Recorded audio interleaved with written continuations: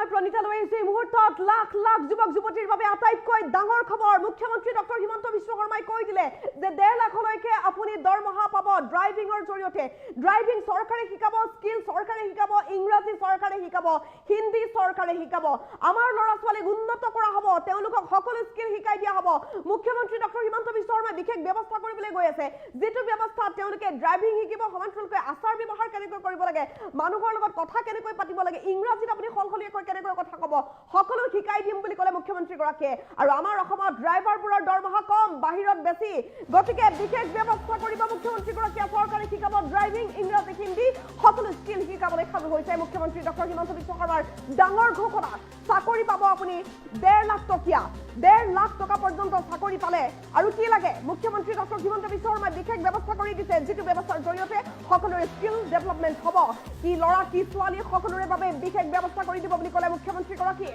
ডাঙৰ ঘোষণা কৰিছে কিছু সময় পূৰ্বে মুখ্যমন্ত্ৰী ডক্টৰ হিমন্ত বিশ্ব শৰ্মাই সকলো স্কিল শিকাবলৈ সাজু হৈছে ৰাজ্য চৰকাৰ সকলো ক্ষেত্ৰত এতিয়া আগবঢ়াই লৈ যোৱা হ'ব আমাৰ যুৱজনক আমাৰ অসমত ড্ৰাইভাৰৰ দৰমহা যথেষ্ট কম কিন্তু বেলেগ দেশত বহুত বেছি উল্লেখ কৰিছে মুখ্যমন্ত্ৰী ডক্টৰ হিমন্ত বিশ্ব শৰ্মাই তেওঁ ক'লে আমাৰ দেশত 5,000 6,000 কে দৰমহা সেইবাবে বেলেগ দেশত চাকৰি পোৱাৰ ব্যৱস্থা কৰি দিম বুলি ক'লে মুখ্যমন্ত্ৰী গৰাকীয়ে জাপান ইত্যাদি দেশত ভাল দৰমহাৰ বাবে পঠিয়াব অসমৰ ল'ৰা ছোৱালী কোনো ধৰণৰ সমস্যা নোহোৱাকৈ ব্যৱস্থা কৰিব মুখ্যমন্ত্ৰী গৰাকীয়ে ডাঙৰ ঘোষণা কৰিছে মুখ্যমন্ত্ৰী ডক্টৰ হিমন্ত বিশ্ব শৰ্মাই নিশ্চিতভাৱে এই মুহূৰ্তৰ আটাইতকৈ ডাঙৰ খবৰ আমি জনাই আছো চৰকাৰে শিকাব ড্ৰাইভিং চৰকাৰে শিকাব ইংৰাজী চৰকাৰে শিকাব হিন্দী চাকৰি পাব 1.5 লাখ টকীয়া মুখ্যমন্ত্ৰী ডক্টৰ হিমন্ত বিশ্ব শৰ্মাৰ ডাঙৰ ঘোষণা তেওঁ উল্লেখ কৰিছে চৰকাৰে সকলো শিকাই দিব স্কিল ডেভেলপমেন্টৰ ক্ষেত্ৰত এতিয়া সকলো ক্ষেত্ৰত লোৱা হ'ব ইনিচিয়েটিভ চৰকাৰে বিগ ইনিচিয়েটিভ ল'বলৈ গৈ আছে আসাম গভৰ্ণমেণ্টৰ বিগ ইনিচিয়েটিভ দৰমহা 1.5 লাখ টকা পৰ্যন্ত যাতে পায় সেই ব্যৱস্থা কৰি দিব কেৱল ড্ৰাইভিংৰ ক্ষেত্ৰতে নহয় সকলো ক্ষেত্ৰত এতিয়া দৰমহা যথেষ্ট বৃদ্ধি কৰি দিয়া হ'ব সকলো ক্ষেত্ৰত যুৱক যুৱতীসকল পিছপৰি যাতে নাথাকে নিবনুৱাসকল যাতে পিছপৰি নাথাকে এই ব্যৱস্থা কৰি দিয়া হ'ব বুলি উল্লেখ কৰিছে মুখ্যমন্ত্ৰী ডক্টৰ হিমন্ত বিশ্ব শৰ্মাই কেৱল চাকৰিৰ ক্ষেত্ৰতে নহয় যিসকল নিবনুৱাই চাকৰি কৰিব বিচাৰে তেওঁলোকৰ বাবে চাকৰিৰ ব্যৱস্থা আৰু যিসকল নিবনুৱাই চাকৰি কৰিব নোৱাৰে তেওঁলোকৰ বাবে ব্যৱসায়ৰ বাবে দিয়া হৈছে বিশেষ ব্যৱস্থা ব্যৱসায় কৰিবলৈ তেওঁলোকে ধন পাব চৰকাৰৰ পৰা সেই কথা মুখ্যমন্ত্ৰীগৰাকীয়ে উল্লেখ কৰিছে চৰকাৰৰ পৰা তেওঁলোকে ধন পাব কোনো ধৰণৰ মৰ্গেজ নিদিয়াকৈ কোনো ধৰণৰ তেওঁলোকে মাটি বন্ধকত নিদিয়াকৈ কোনো ধৰণৰ লোন নোলোৱাকৈ তেওঁলোকে চৰকাৰৰ পৰা টকা পাব নিজৰ বাবে তেওঁলোকে যাতে ব্যৱসায় এটা আৰম্ভ কৰিব পাৰে সমান্তৰালকৈ যিসকল লোকৰ বেছি পঢ়া শুনা নাই যিসকল লোকৰ পঢ়া শুনাত কেঁচা যিসকল লোকে সৰুতে ভালদৰে নপঢ়িলে তেওঁলোকে কি কৰিব পাৰিব বেছিতকৈ বেছি ড্ৰাইভিং কৰিব পাৰিব ড্ৰাইভাৰ হ'ব পাৰিব কিন্তু ড্ৰাইভাৰ হ'লে দৰমহা ইমান কম গতিকে চৰকাৰে বিশেষ ব্যৱস্থা কৰি দি আছে যিটো ব্যৱস্থাৰ জৰিয়তে অসমৰ বাহিৰত আনকি ভাৰতৰ বাহিৰত চাকৰি পাবলৈ গৈ আছে অসমৰ ল'ৰা ছোৱালীয়ে যিসকল লোকে ড্ৰাইভিঙত ইণ্টাৰেষ্টেড হয় যিসকল লোকে ড্ৰাইভিং কৰি ভাল এটা ইনকাম কৰিব বিচাৰে তেওঁলোকৰ বাবে বিশেষ ব্যৱস্থা হ'ব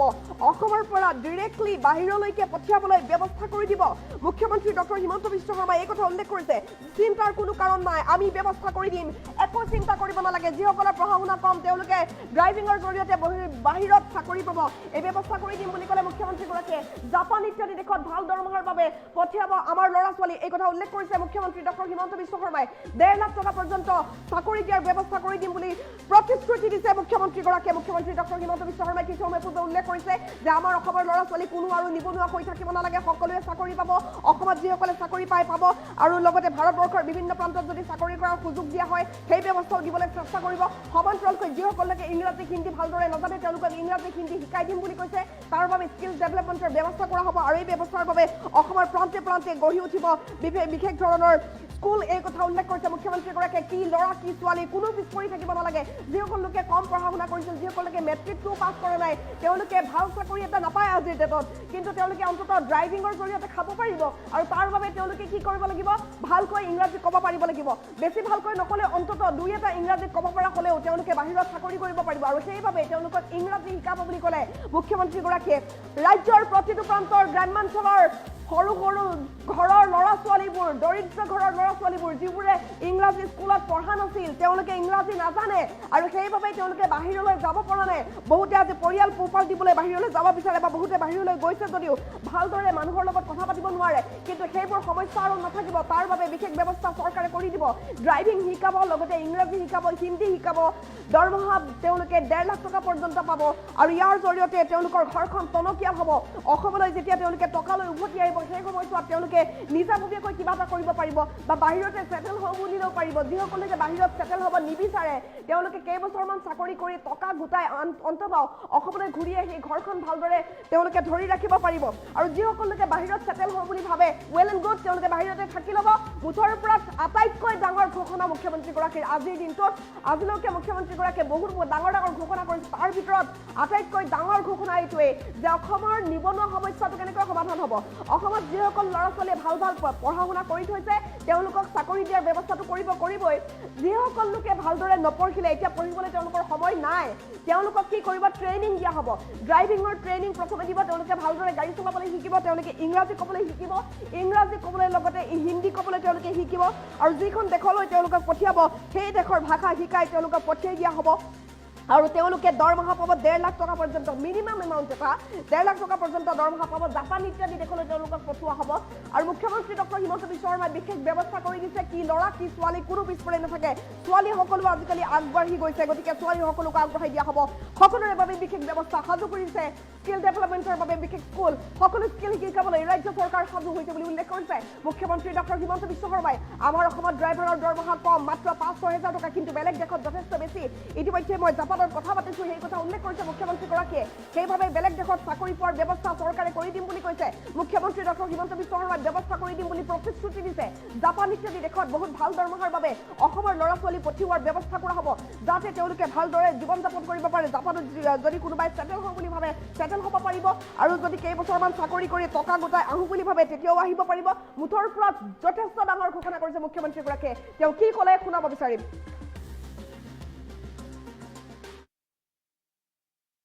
আমাৰ ডেকা ল'ৰাসকলে লাইসেন্স বিচাৰি দ্বিতীয় অফিচত যাব লাগে লাৰ্নাৰ লাইসেন্সটো কম্পিউটাৰত হয় কিন্তু মেইন লাইসেন্সখন ল'বৰ কাৰণে দ্বিতীয় অফিচত যাব লাগে আজি আমি বিশ্বনাথত এটা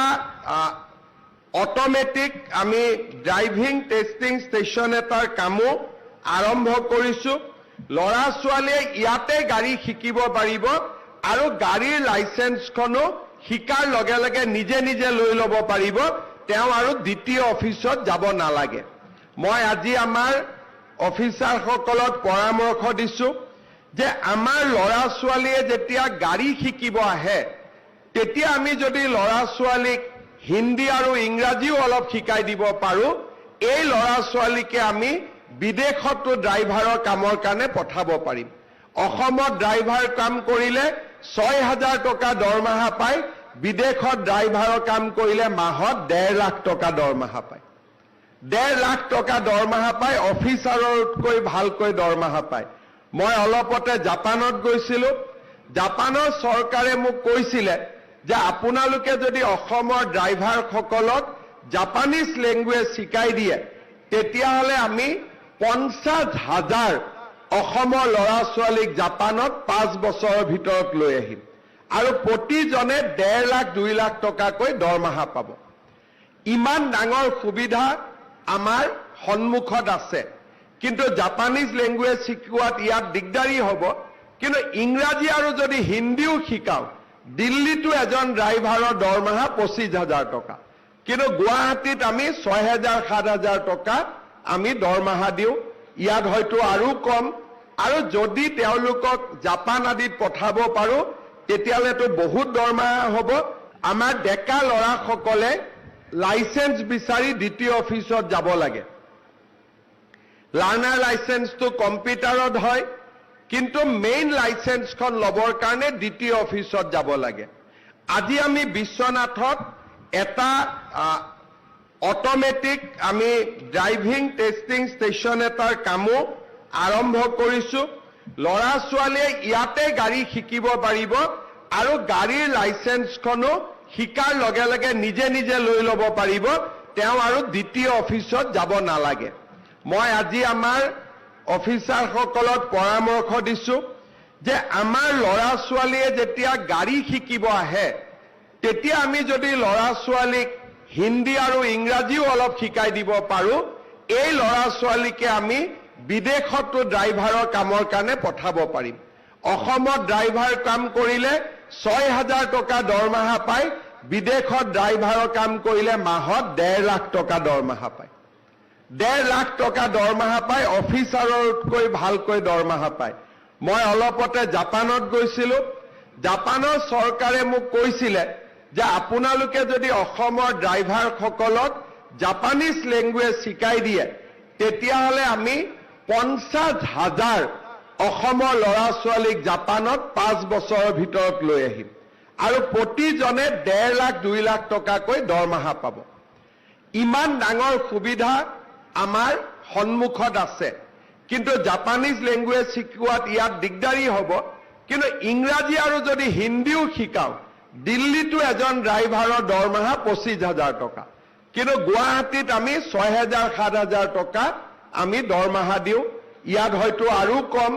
আৰু যদি তেওঁলোকক জাপান আদিত পঠাব পাৰোঁ তেতিয়াহ'লেতো বহুত দৰমহা হ'ব।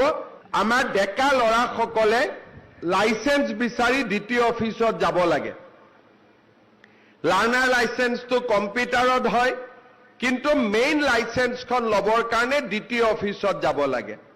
আজি আমি বিশ্বনাথত এটা অট'মেটিক আমি ড্ৰাইভিং টেষ্টিং ষ্টেচন এটাৰ কামো